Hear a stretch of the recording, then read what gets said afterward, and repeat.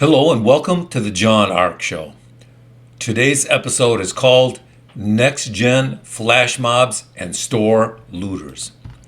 Before we begin, I want to encourage you to subscribe to our channel for free. You can also like, comment, and follow us. We're going to have a lot of great celebrity interviews coming up, so make sure to click on the notification bell so you can be notified every time we post a new episode.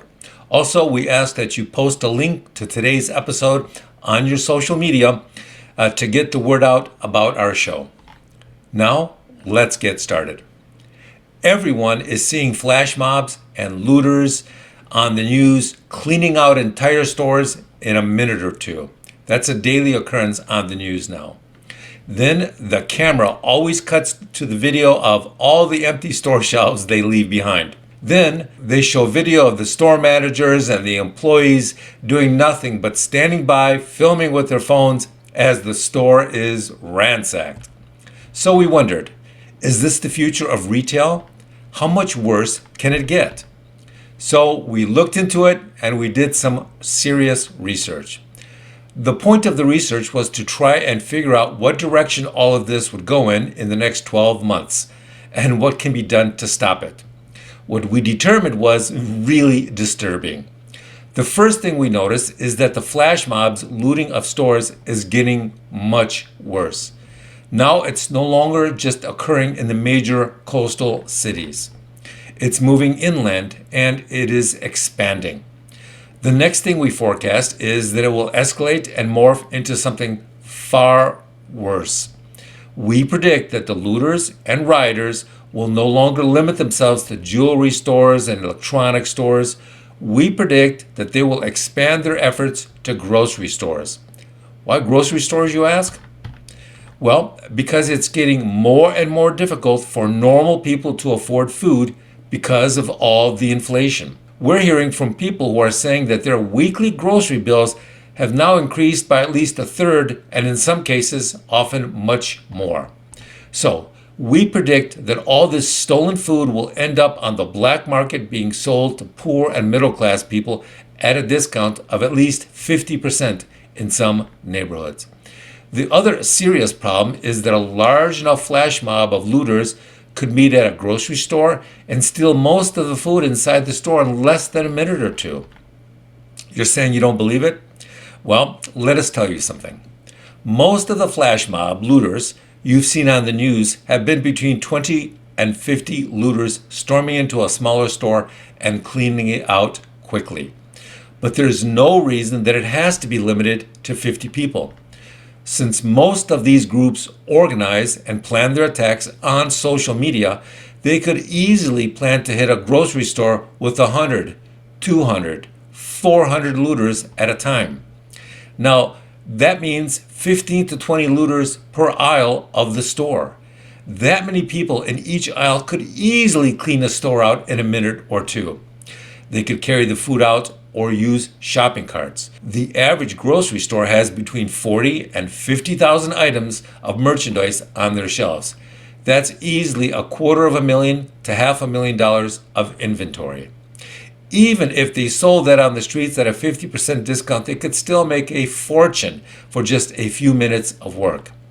And that's assuming that the looters were going to sell the stuff. Many of them would just want to keep some or all of the food to feed their own families. The next serious problem we're going to forecast is flash mobs of looters hitting drugstores and pharmacies. This will require a much smaller group of looters. I believe they could easily clean out the entire pharmacy and steal all of its drugs, not just the opioids, but everything within just a minute or two. Those drugs can then be sold on the streets or on the dark web for a huge profit. We don't think it'll stop there. We believe that they will eventually move on to hospital pharmacies. Now, hospital pharmacies contain much larger inventories of drugs than your local drugstore does. If you send an army of looters in to clean out a hospital pharmacy, then you could literally steal millions of dollars of drugs in a minute or two. But there's another huge problem that will be caused by doing that. When you clean out the entire hospital pharmacy, then you prevent it from medicating all of their patients in the hospital.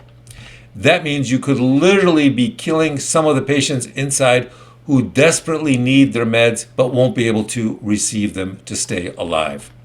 Some people will say that they can just bring in more meds, but that sort of thing cannot be done quickly.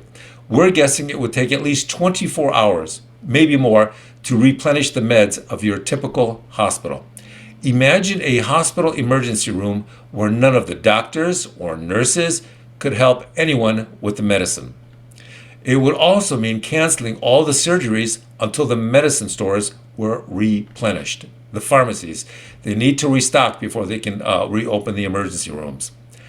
Next, we believe that the mobs will start targeting cars at car dealerships and car rental agencies in a much more aggressive way, and they will do it at scale. There is now technology out there that will allow you to block the radio and cell phone signals that alarms use to try and let the system know they're being stolen. If you can block the radio or cell phone signals being used by the alarm systems on the cars from notifying the police or the owners or the car dealership that they're being stolen, then you can organize a large flash mob to steal 50 or 100 cars at once. If they steal just 50 new cars all at once, then they could easily generate $2 to $3 million for 20 minutes work. The electronic signal blocking technology they would use to evade detection can all be purchased online. This is all off-the-shelf technology. If the flash mob were to disable the cameras and the surveillance technology, and they did this in the middle of the night, then that would be incredibly lucrative. If they used underage teenagers, which a lot of these gangs and mobs do, to commit the car thefts, then most jurisdictions won't even jail kids for doing that. They will just turn them over to their parents after they have been arrested. So how can all these flash mobs be stopped or slowed down? Well, we have some recommendations. First of all, most cities now have laws preventing retail stores from using the electric door locks on their doors that prevent customers from running out the door with stolen merchandise because they would need to first be buzzed out. They will allow electric locks on jewelry store doors, but not on most other store doors. That law should be changed immediately to allow stores to stop flash mob looters from simply running out of the store. They would need a security guard to buzz them out after he saw that they weren't stealing anything. The next thing that the police departments need is to put a plan in place to respond to calls to stop flash mobs. If they could get at least a dozen police cars to respond within 90 seconds of that 911 call, then they could easily catch many of these kids. The next thing they need to do is to pass mandatory jail time for minors who engage in flash mob looting. Once these kids know that they will get a mandatory 1 to 3 years of jail time, even if they're minors, then that'll help deter many of them. The problem with flash mob looters is that when they hit entire stores, entire shopping districts, and clean them out, what they're doing is they're encouraging more people to shop online, and that can mean the death of an entire shopping mall or shopping district. That's a lot of jobs and a lot of tax revenue that will disappear. It'll also mean that people who don't have a car and who can't drive farther to get to another grocery store will be at a huge disadvantage. And here's another problem. A lot of poor people don't have a credit card and can't shop online. That means even if their local store gets wiped out by a flash mob, they can just order that food online. Some of them will be in real trouble. We predict that these flash mob looting attacks are just the beginning and that they will grow dramatically in speed and size. Local and state governments will need to quickly pass new laws to stop them. Simply having endless hearings and discussions will not be the option because too many businesses will go bankrupt by the time the discussions and the meetings and the public hearings are completed. They need to act quickly to implement these new laws and changes or things will get very bad. With that, I want to thank you for watching. I want to encourage you to subscribe to our channel for free. You can also like, comment, and follow us. We're going to have a lot of great celebrity interviews coming up. So please click on the notification bell so you can be notified every time we post a new episode. And now, we also ask that you post a link to today's episode on your social media to help us get the word out and promote the show. Thank you, and we shall see you soon.